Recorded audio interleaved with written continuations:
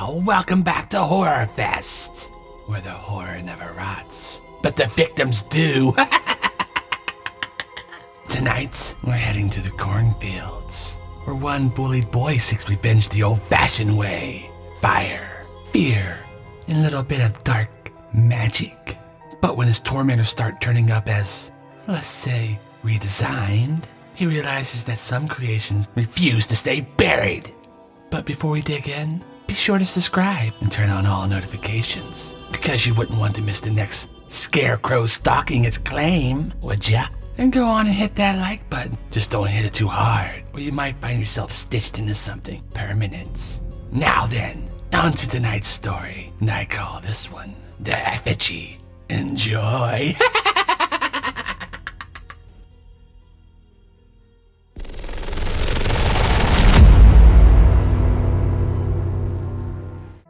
Timmy Grayson was a kid everyone picked on in West Union. He was 13, scrawny with glasses that never stayed on straight. The older boys, Jake, Cody, and Brett, made his life a nightmare. They shoved him into the lockers, dumped his books in the creek, and laughed while he cried. Halloween was his favorite time of year, though last year they smeared him with rotten pumpkin guts and left him tied to a fence post till midnight. This year, Timmy had a plan. In his dad's old barn, Timmy built something. A scarecrow, but not the usual kind. He stuffed it with straw from the fields, gave it a burlap face with coal black eyes, and he dressed it in Jake's stolen jacket, Cody's torn jeans, and Brett's muddy boots. He called it his Effigy. On Halloween night, under a moon that looked like a cracked skull, he dragged it to the edge of the cornfield. It's payback time, Timmy muttered. He didn't believe in curses, but maybe, just maybe, this would send a message. He doused it with kerosene, struck a match, and watched it burn. The flames roared, lighting up the scarecrow's legs, melting his burlap face into a twisted grin.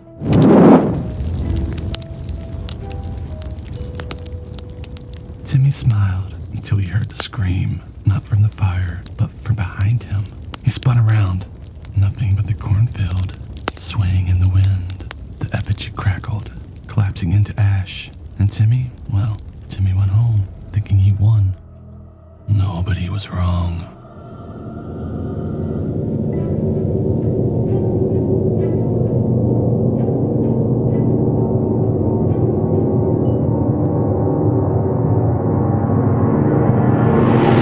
Next morning, Jake didn't show up to school. His mom found him in the backyard, impaled on a rusty pitchfork stuck through his chest. His skin was stretched tight. It was sewn into a burlap sack over his head, cold eyes staring blank from the stitches. Cody was next. They found him by the creek that afternoon, strung up on a pole like a scarecrow. His arms were gone, ripped clean off, straw spilling from his eye sockets. His mouth was stuffed with corn husk, blood dripping down his chin.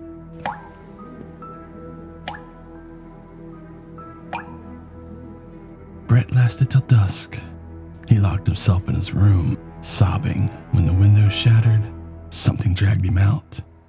Neighbors saw it, a shadow with two long arms, grinning through burlap. They found him nailed to the old oak, his legs twisted into wooden stakes, his guts spilling out like straw stuffing.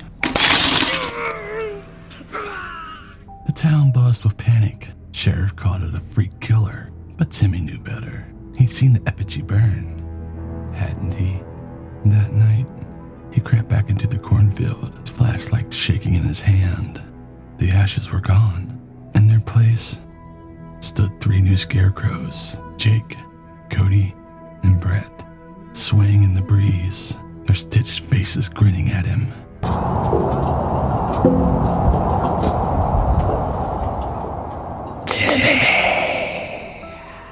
The voice rasped. It came from all three at once. He stepped back, tripping over something soft. He looked down, the fresh pile of burlap and straw, stitched with his own jacket, his own sneakers. No, that's not... The scarecrows lurched forward, their wooden arms cracking as they reached for him. Timmy ran, his heart pounding through the cornfield. The stalk slashed his face, but the footsteps behind him, crunching, snapping, they kept coming.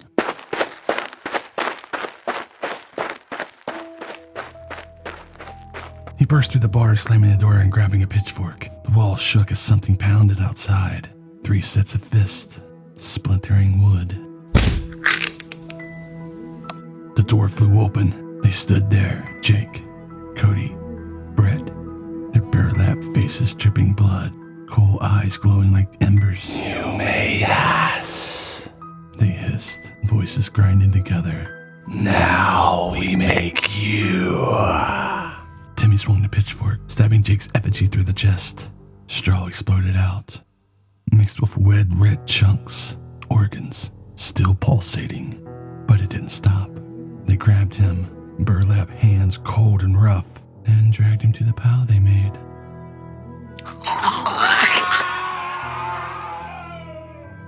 The next day, the barn was quiet. 4 scarecrows stood in the cornfield now, swaying in the wind. The last one wore Timmy's jacket, his burlap face stitched with a scream, cold eyes staring at nothing. Folks in West Union avoid that field now. On Halloween, they swear the scarecrows shift, turning their heads, grinning wider. And if you listen close on Halloween night, you'll hear them whisper, waiting, watching, calling for the next one to burn.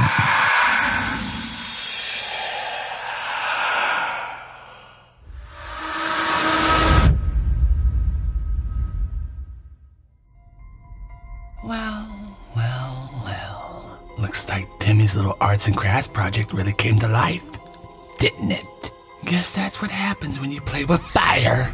Eventually, you're the one who gets burned. Revenge may be sweet, but it's a real pain in the straw when it comes back to haunt you.